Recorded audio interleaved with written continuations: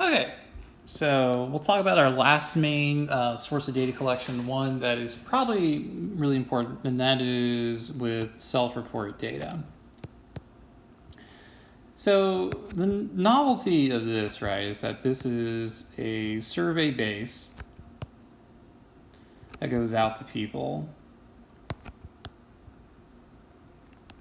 And, you're asked a variety of questions, about like, what are your thoughts, views, opinions about certain things? This can be, crimes you've committed, crimes. It could be about drugs, opinions, values, prevalence,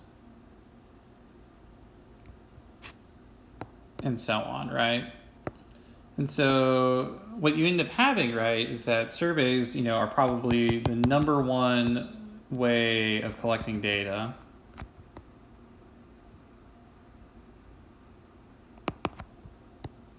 In the world. Like a lot of what our knowledge is, or knowledge in quotes, about how people view, think, act, breathe, believe, and so on, stems from, this ability to collect data and use it in some meaningful way.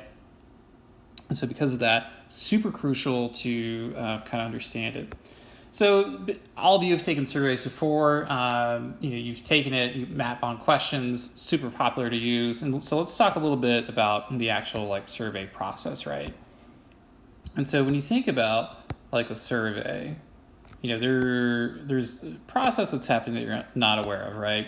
So, you read a question. You have to think or recall, your answers or beliefs. You have to, consider what your answer is and if you want to answer it.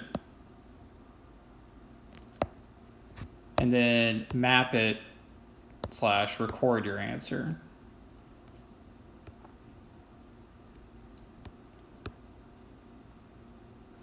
And so because of that, there's a lot of things that can come up that may not be so great with surveys.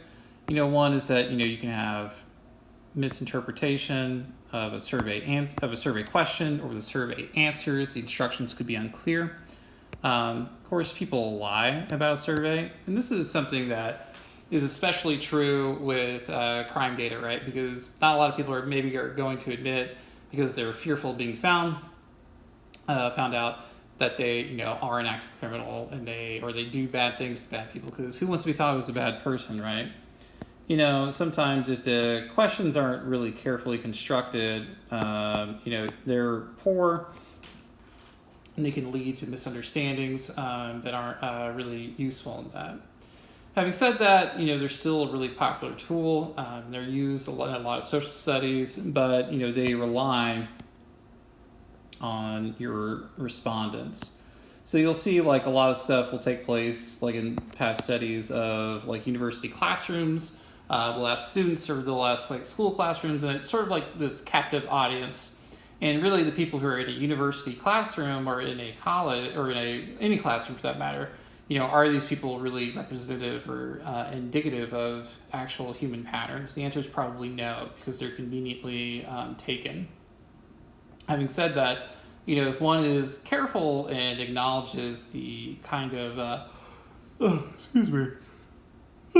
kind of shortcomings that can come with a survey response, then it's something that you can be mindful of. You can adjust as necessary. So we'll cut off and shut down this section now, but just something to keep y'all keep in mind. Something else like that. Correlate stuff I'll leave